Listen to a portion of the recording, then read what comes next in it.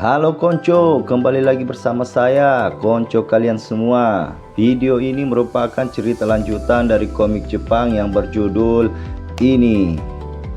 Untuk kalian yang belum menonton part sebelumnya, saya sangat sarankan untuk menontonnya terlebih dahulu agar kalian bisa paham jalan ceritanya. Sebelum kita memulai ceritanya, saya ingin membacakan sebuah komentar kreatif dari konco kita, @keju cerita. Ubur-ubur ikan lele, admin barbar, percepat uploadnya le.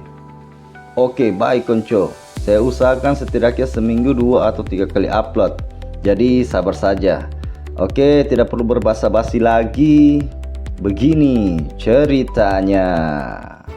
Melanjutkan cerita sebelumnya, setelah Gray dan kelompoknya dibuat tidak berdaya melawan bos dungeon, tinggallah Seri seorang diri yang terdesak dan kemudian diselamatkan oleh Krum yang muncul bagaikan superhero.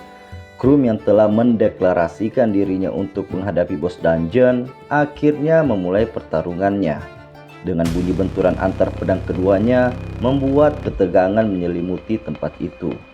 Krum menyadari jika monster itu telah menerima beberapa luka sebelumnya. Namun melihat status dan level sang bos dungeon membuat Krum menjadi sedikit gentar. Selain perbedaan level, Krum juga dibuat kesulitan memikirkan dirinya sendiri yang harus mempertahankan skill perubahannya. Krum berharap ketiga orang yang ada di belakangnya pergi dari sana, namun setelah ia melihat kondisi ketiganya, Krum sadar jika itu sulit untuk dilakukan. Tidak ingin memikirkan hal itu lebih jauh lagi, Krum lalu kembali mengamati kondisi sang bos dungeon. Krum sadar mustahil baginya untuk menargetkan badan dari bos dungeon yang sangat keras itu. Dan setelah mengamati lebih detail, Krum akhirnya menyadari tentang kekurangan autor dalam menggambarkan bos dungeon tersebut. Dan ya, itu adalah bola mata besar yang terdapat di perut sang monster. Memikirkan cara terbaik untuk menyerang bola mata tersebut, kembali bos dungeon menyerang Krum dengan pedangnya. Cerat! Krum berhasil ditebas dan itu membuat luka yang cukup fatal di tubuhnya. Seri yang melihat itu menjadi sangat khawatir, namun dengan kekuatan imajinasi autor, Krum melancarkan counter attack dan serangan itu tepat mengenai bola mata yang berada di perut sang bos dungeon. Merespons serangan itu, bos dungeon langsung menyerang dengan membabi buta. Namun ya, Krum mampu menghindari semuanya. Bahkan sambil memanfaatkan momen itu, Krum mengaktifkan skill regenerasinya. Setelah lukanya berhasil beregenerasi, dengan percaya diri Krum maju menyerang sang bos dungeon. Tidak tinggal diam, bos dungeon lalu mengaktifkan skill Dragon Vortex miliknya dan lanjut menyerang Krum menggunakan pedangnya. Tidak hanya sekali, ayunan pedang itu dilancarkan beberapa kali. Walaupun Krum bisa menghindari semua serangan itu, namun hal itu membuatnya terdorong sampai ke tembok. Bos dungeon yang melihat hal tersebut kemudian melancarkan serangan, yang hal itu membuat Krum mati langka. Namun, ya, autor tidak mungkin akan membuat tokoh utama kita mati begitu saja. Dan dengan tampang seolah mengejek, Krum berhasil menahan serangan itu menggunakan tangan monsternya. Crot! Memanfaatkan posisi tersebut, dengan mudah Krum menusuk bola mata yang berada di perut sang bos dungeon itu lagi. Sakit. Tentu saja, bos dungeon kemudian berteriak sambil melancarkan tebasannya ke arah Krum. Menghindari semua tebasan itu, Krum sangat dibuat tidak percaya jika sang bos dungeon bisa bertahan dengan luka seperti itu. Untuk pertama kalinya Krum melakukan pertarungan panjang seperti ini dan itu membuatnya sangat kelelahan. Krum lalu melihat statusnya dan mendapati jika ia hanya tinggal memiliki 5 mana poin saja. Dalam posisi yang masih terdesak, bos dungeon kembali menyerang dan dalam momen ini Krum sudah kehabisan ide. Melihat itu, Gido yang sudah siuman berusaha meraih busur panahnya dan dengan tekad yang kuat ia langsung melesatkan panahnya. Namun di sini Gido tidak menargetkan sang bos dungeon, melainkan langit-langit dungeon yang berada tepat di atas bos dungeon itu. Serangan anak panah Gido membuat pecahan dari langit-langit dungeon jatuh tepat mengenai kepala sang bos dungeon. Melihat adanya kesempatan, Krum langsung bersiap menyerang dan sekali lagi Krum menusuk mata yang berada di perut bos dungeon itu. Cerot! Tertebas, tertusuk 2 kali, tapi sang bos dungeon masih belum menemui ajalnya. Namun di sini kru menyadari jika monster itu sudah kehilangan fokus. Kru yang sudah kehilangan pedangnya kemudian memutuskan menyerang sang bos dungeon menggunakan tangan monsternya dengan tetap menargetkan bola mata yang ada di perut sang bos dungeon. Pada akhirnya Krum berhasil memenangkan pertarungan itu. Informasi kenaikan level yang muncul memastikan jika Krum benar-benar telah memenangkan pertarungannya, dan berkat itu semua Krum sekarang telah mencapai level 25. Mengetahui levelnya naik signifikan membuat Krum sedikit terlena akan hal itu, dan ketika seri yang sudah kembali pulih datang menghampirinya, Krum dibuat sedikit terkejut. Di sini Seri lalu memperkenalkan dirinya, kemudian Seri juga menanyakan nama dari Krum. Namun Krum menjadi salah tingkah sebab ia menyadari jika ia hanya memiliki 2 mana poin yang tersisa. Dan jika mana poinnya sudah habis, otomatis ia akan kembali ke wujud monsternya, dan hal itu akan menjadi sangat tidak bagus untuk Krum. Karena tidak ingin mengambil resiko, Krum akhirnya memutuskan untuk pergi dari sana. Dan sambil berlari, Krum mengatakan, "Maaf, tapi ini bukan waktunya untuk itu." Melihat seseorang yang menolongnya pergi begitu saja, Seri hanya bisa terdiam. Ia sama sekali tidak bisa memahami maksud dari semua tindakan Krum. Bersamaan dengan kepergian Krum, Frey pun akhirnya sadar. Ia lalu berkata, "Tidak ada alasan untuk kita mencurigainya. Dia pasti memiliki alasannya sendiri. Satu hal yang pasti, dia jelas bukanlah orang jahat." Mendengar itu, Guido yang sebelumnya sangat mencurigai Krum hanya bisa membenarkan semua perkataan itu. Kemudian Seri yang sedari awal menyaksikan semua yang Krum lakukan saat berhadapan dengan bos dungeon terlihat begitu sangat kagum. Beberapa saat kemudian terlihat Guido sedang berusaha mengeluarkan Magic Stone yang dimiliki oleh bos dungeon. Tujuan mereka melakukan itu pertama untuk membuktikan ke semua orang jika bos dungeon telah dikalahkan. Dan alasan kedua tentunya tidak lain adalah cuan. Aku tahu ini sebenarnya tidak pantas untuk dilakukan. Ini seperti kita mencuri darinya. Tapi jika kita tidak mengambil Magic Stone itu sekarang, orang lain pasti akan mengambilnya juga. Aku yakin dia pasti mengerti akan hal ini, kata Frey ke teman-temannya. Beberapa waktu kemudian, Sin berpindah ke ibu kota kerajaan, tepatnya di gedung Guild Petualang. Terlihat di sana Frey dan kelompoknya tengah melaporkan apa yang sudah mereka lakukan di dalam dungeon. Frey menceritakan semua kebenarannya, bahkan ia juga menceritakan fakta tentang seseorang yang membantu mereka sampai orang itu menghadapi bos dungeon seorang diri. Tidak mau kalah, Seri lalu maju ke depan dan membenarkan semua perkataan Frey. Ia juga menambahkan jika pria itu cukup tampan. Ia memiliki pandangan mata yang tajam dengan wajah yang tidak mengenal rasa takut. Mendengar ucapan Seri, seseorang di sana berkata, "Aku yakin itu hanyalah delusinya, karena Seri merupakan wanita yang suka melamun dan otaknya dipenuhi bunga-bunga." Karena orang-orang di sana masih meragukan cerita mereka, Frey lalu menunjukkan Magic Stone yang mereka ambil dari bos dungeon. Sontak hal itu membuat semua orang yang ada di sana terkejut melihatnya, dan beberapa orang terlihat mulai mempercayai apa yang Seri katakan mengenai Krum. Bahkan orang-orang itu mulai berasumsi liar mengenai Krum. Mendengar itu semua membuat Seri menjadi bersemangat. Kemudian berkata, "Mungkin dia adalah seorang bangsawan yang sedang dalam perjalanan mencari jati diri, karena dia memiliki wajah yang mulia. Sungguh perempuan yang sangat polos." Guido yang sedari tadi hanya menyimak kemudian menegur Seri. "Hentikan Seri, itu sudah cukup. Kau jangan menfitnahnya lagi." Begitu kata Guido. Setelah semua percakapan dan perdebatan itu, beberapa saat kemudian Frey dan kedua rekannya akhirnya telah menyelesaikan semua urusan mereka di sana. Dan mereka juga telah selesai menukarkan Magic Stone yang didapatkan dari bos dungeon dengan uang. Mereka lalu membagi uang itu dengan rata, dan Frey juga memberikan bonus kepada Seri. Mendapatkan perlakuan seperti itu tentu saja membuat Seri merasa tidak enak, dan ketika ingin menolak, Frey lalu berkata, "Tidak usah sungkan begitu. Kau berencana untuk pulang setelah sekian lama, bukan? Aku tahu di sana tidak aman, jadi berhati-hatilah." Menerima semua kebaikan itu, Seri yang terharu kemudian membungkuk sambil mengucapkan terima kasih. Dan setelah beberapa pembicaraan singkat, Seri akhirnya pamit undur diri meninggalkan Frey dan Guido di sana. Scene lalu berganti memperlihatkan Krum yang masih berada di dalam dungeon. Di sana Krum terlihat sedang farming, mengalahkan satu persatu monster yang masih tersisa di dalam dungeon itu.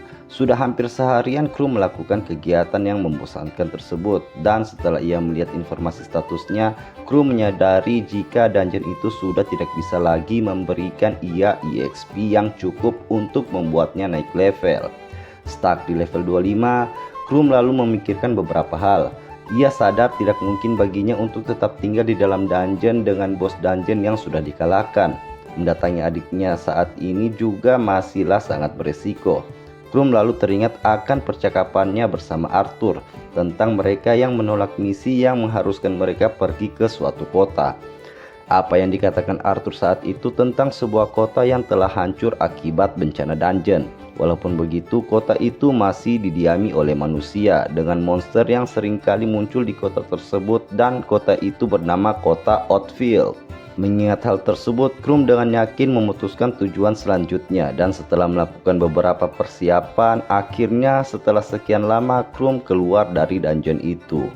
Perjalanan Krum menuju kota Oathfield tidak diceritakan oleh autor, dan kini kita telah melompat ke beberapa hari setelahnya. Terlihat Krum menggunakan skill perubahannya telah sampai dengan selamat di kota Oathfield. Tujuan pertama Krum di kota itu adalah untuk memastikan skill perubahannya bisa berfungsi dengan baik di dalam kota. Dan sekarang Krum bisa mempertahankan perubahan itu selama sekitar 6 jam. Tujuan kedua dari Krum adalah mencari pakaian yang bisa menutupi sebagian wajahnya. Karena walaupun sudah menggunakan skill perubahan, tetap saja kulitnya yang pucat bagaikan mayat dan giginya yang runcing layaknya hewan buas, lama-kelamaan itu pasti akan membuatnya dicurigai. Yang ketiga adalah mencari penginapan untuk membuatnya aman saat memulihkan mana poin. Dan yang terakhir mencari jalan untuk pergi ke dungeon yang ada di kota itu.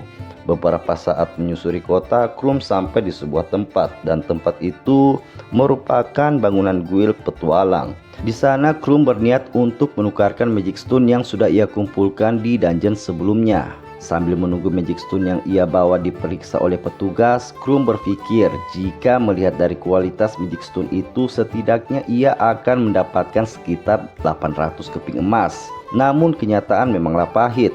Krum justru hanya mendapatkan setengah dari apa yang ia pikirkan.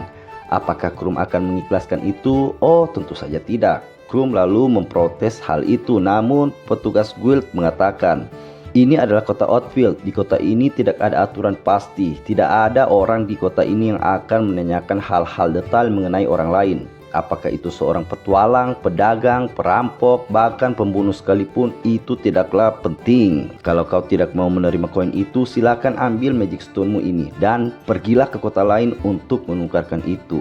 Mendengar semua itu, dengan terpaksa Krum harus mengikhlaskannya, dan ia pun pergi dari sana sambil membawa koin emas di tangannya. Beberapa saat setelah Krum keluar dari bangunan guild, seorang pria gondrong bernama Jeff menegur Krum yang sedang berjalan. Memperkenalkan dirinya, Jeff lalu mendorong Krum ke tembok. Sambil memegangi kerak baju Krum, Jeff lalu berkata, biasanya orang-orang yang datang di kota ini akan menjadi target sasaran. Berikan semua uang yang baru saja kau dapatkan, dan dengan begitu Jeff yang kuat ini akan melindungimu.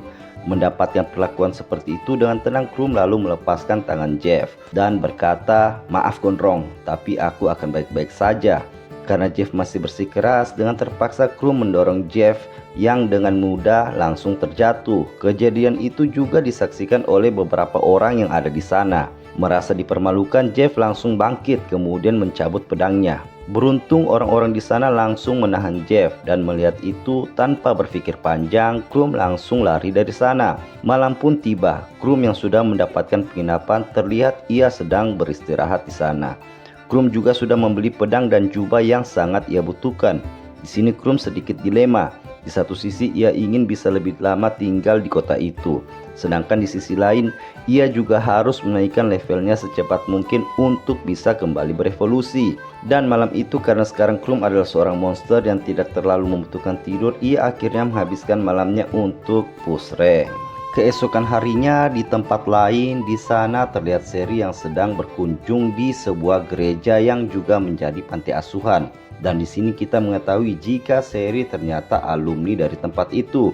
Gereja dan panti asuhan ini berada di kota Oakville, dan tidak hanya gereja dan panti asuhan itu saja, Sherry juga sangat terikat dengan kota ini, sebab kota ini tidak lain merupakan kampung halamannya.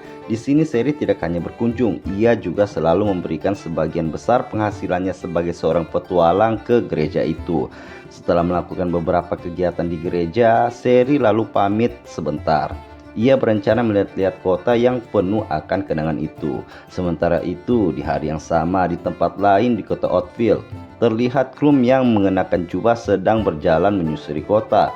Di sini Krum berniat untuk mencari informasi mengenai bencana dungeon yang terjadi di kota itu. Selain itu, Krum juga ingin memastikan tentang outfit yang sedang ia gunakan, apakah itu sudah cukup untuk menyamarkan dirinya atau belum.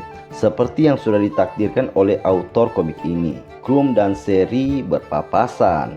Melihat sosok di depannya, Sherry terkejut, dan Krum yang juga melihat Sherry, ia langsung kaget dibuatnya. Sherry yang otaknya berbunga-bunga kemudian menyapa Krum lalu berkata, "Aku tidak menyangka akan bertemu lagi denganmu secepat ini. Bertemu dengan penyelamatku di kampung halamanku, ini adalah sebuah takdir suci." Krum yang tolare bukannya merespon baik, ia justru lari dari sana sambil mengatakan, "Maaf, kau salah orang." Sherry yang juga sebelumnya diperlakukan Krum seperti itu saat di dungeon akhirnya memutuskan untuk mengejar Krum. Kejar-kejaran seperti layaknya di film India, Sherry lalu berkata, "Tolong berhenti, aku bukanlah debt collector, aku hanya ingin berterima kasih." Tanpa mendengarkan semua itu, Krum yang berlari semakin cepat membuat Sherry berhenti dan kebingungan di persimpangan. Seperti seseorang yang dikejar anjing, Krum yang menemui jalan buntu masih tetap melanjutkan pelariannya. Dengan merubah tangannya ke bentuk monster, ia mulai memanjat dinding di sana. Sedikit lagi Krum bisa melewati dinding itu, namun ia tidak sengaja menjatuhkan pedang satu-satunya yang ia miliki. Refleks melepaskan pegangannya, Krum kemudian ikut terjatuh bersama pedangnya. Dan setelah ia sudah berada di bawah, ternyata Sherry juga sudah berada di sana dan terkejut melihat Krum seperti itu. Merasa sudah tidak bisa lari lagi, Krum hanya pasrah sambil berharap identitasnya sebagai monster tidak diketahui. "Maaf, karena aku tiba-tiba mengejarmu. Aku tidak berniat mengorek informasi apapun darimu. Aku hanya ingin berterima kasih saja." Begitu kata Sherry mencoba menenangkan Krum. Sherry juga menanyakan nama, dan karena Krum sudah bisa menerima keadaan itu, Krum akhirnya memperkenalkan dirinya. Setelah perkenalan itu, Krum lalu menanyakan alasan kenapa Sherry bisa berada di kota tersebut. "Untuk sekarang aku tinggal di ibu kota. Aku kemari karena tempat ini adalah kampung halamanku," jawab Sherry tenang. Selain itu, Sherry juga menjelaskan jika bencana dungeon di kota ini sebenarnya sudah berlalu cukup lama, namun bos dungeon belum dikalahkan. Dan kota ini walaupun monster-monster sudah jarang terlihat berkeliaran, tapi hukum perlahan menghilang. "Sebenarnya aku pertama kali datang ke kota ini. Bisakah kau menceritakan hal lain?" berkata Krum mencoba mengorek informasi lebih banyak lagi. Dengan senang hati, Sherry mengiyakan permintaan dari Krum. Dan diketahui, di awal bencana dungeon terjadi, seluruh bangsawan yang memerintah kota, mereka semua melarikan diri, meninggalkan warga kota, berjuang sendiri.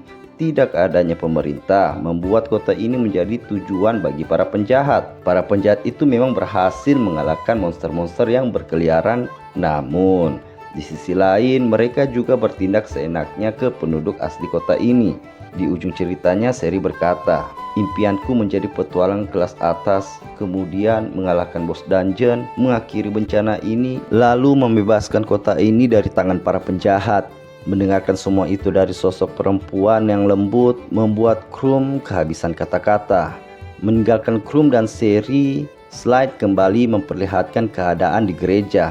Terlihat dua orang berambut gondrong mendatangi tempat itu, dan salah satu di antaranya adalah Jeff yang juga merupakan orang yang sama yang hendak memalak Krum. Melihat kedatangan mereka, para pendeta sontak terkejut dan diketahui jika kedua orang itu merupakan bagian dari kelompok yang bernama Evil Dragon yang juga menguasai kota Oakville. "Kami kekurangan pekerja, dan tujuan kami datang kemari untuk mengambil beberapa budak lagi di tempat ini. Tidak peduli, bahkan anak-anak sekalipun," kata Jeff terlihat mengintimidasi. Mendengar semua itu, Pak Pendeta langsung bersujud, kemudian meminta agar mereka tidak melakukan itu, dan ia akan menggantikan anak-anak di sana untuk dijadikan budak. Seorang anak laki-laki yang sebelumnya berdiri di samping Pak Pendeta memberanikan diri menantang kedua orang itu. Ia yang sudah mempersiapkan sihir di tangannya kemudian menembakkan fireball. Tentu saja serangan tersebut bukanlah apa-apa, dan hanya dengan menggunakan tangan kosong, serangan itu ditepis begitu saja dengan sangat mudah. Nama pria ini adalah Raid, dan dia merupakan salah satu yang terkuat di dalam kelompok Evil Dragon. Raid lalu berniat untuk memberikan anak itu pelajaran. Ia kemudian membuat lingkaran sihir di tangannya dan mengarahkannya ke anak laki-laki itu. Karena ketakutan, anak laki-laki itu hanya bisa berlutut. Pak Pendeta yang tentunya tidak akan membiarkan itu terjadi kemudian hendak menyerang Raid dari belakang. Namun, sreng! Hei hei, apa yang ingin kau lakukan, dasar tua bangka? Begitu kata Jeff sambil menahan serangan dari Pak Pendeta. Raid yang sudah 2 kali diremehkan kemudian berbalik lalu menghajar Pak Pendeta.